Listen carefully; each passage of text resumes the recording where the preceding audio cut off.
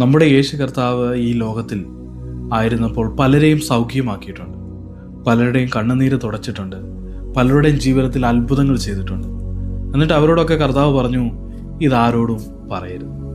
ഇതേ സമയം തന്നെ യേശു കർത്താവിൻ്റെ ശിഷ്യന്മാരെ വിളിച്ചിട്ട് കർത്താവ് പറയാണ്, നീ എന്നെക്കുറിച്ച് ലോകമെമ്പാടും ഭൂമിയുടെ അറ്റത്തോളം എൻ്റെ സാക്ഷിയായി തീരുവിൻ, എന്നെക്കുറിച്ച് അവരോട് പറയുവിൻ, സുവിശേഷം അവരോട് പറയുവിൻ.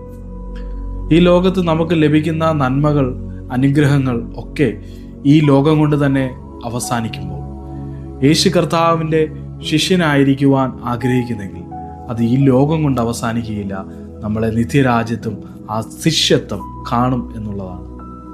അനുഗ്രഹങ്ങൾ ഈ ലോകം കൊണ്ട് തീരുമ്പോൾ ശിഷ്യൻ എന്ന് പറയുന്നത് അവന് ഈ ലോകത്തിൽ ഒരുപക്ഷെ അനുഗ്രഹങ്ങളൊന്നും ലഭിച്ചെന്ന് വന്നില്ലേക്കാം, പക്ഷെ അവനൊന്നുണ്ട്, ഗുരുവിനെ പോലെ ആകുന്നത് ശിഷ്യന് മതി.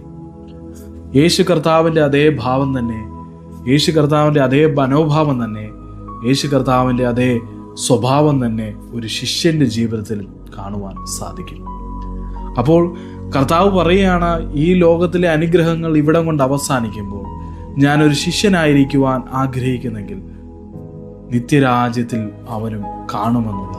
ആ ഒരു ഉറപ്പാണ് സ്വർഗത്തിലെ ദൈവം നമുക്ക് തരുന്നത്. ഈ പകൽക്കാലം നമ്മൾ കർത്താവിനോട് ചോദിക്കണം, ഞാൻ ദൈവത്തിൽ നിന്ന് നന്മകൾ മാത്രം വാങ്ങി ഈ ലോകത്തിൽ ഒതുങ്ങിക്കൂടുവാനാണോ, അതോ അവൻ്റെ ശിഷ്യനായിരിക്കാൻ, അവൻ്റെ മനോഭാവത്തിൽ അവനെ പോലെ ആയിത്തീരുവാൻ അങ്ങനൊരു ആഗ്രഹം എൻ്റെ ഹൃദയത്തിലുണ്ടോ, അങ്ങനൊരു പ്രാർത്ഥന എൻ്റെ ജീവിതത്തിലുണ്ടോ? ഒരിക്കലെങ്കിലും നമ്മുടെ അനുഗ്രഹത്തിന് വേണ്ടി നമ്മൾ പലപ്പോഴും കർത്താവിനോട് പ്രാർത്ഥിച്ചിട്ടുണ്ട് അല്ലേ?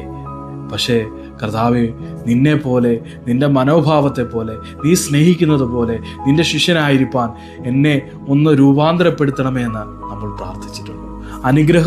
അനുഗ്രഹങ്ങൾ വാങ്ങിക്കുന്ന പലരും ഈ ലോകം കൊണ്ട് ഇവിടെ അവസാനിക്കുമ്പോൾ ശിഷ്യനായിരിക്കുന്ന പലരും നിത്യരാജ്യത്തിൽ അവനോടൊപ്പം കാണുമെന്ന് കർത്താവ് വാഗ്ദത്തം നൽകിയിട്ടുണ്ട്. ഈ പകൽക്കാലം അവൻ്റെ ശിഷ്യനായിരിക്കുവാൻ നമ്മളെ തന്നെ ഏൽപ്പിച്ചു കൊടുക്കാം. God bless you all. ദൈവം നമ്മളെ അനുഗ്രഹിക്കട്ടെ.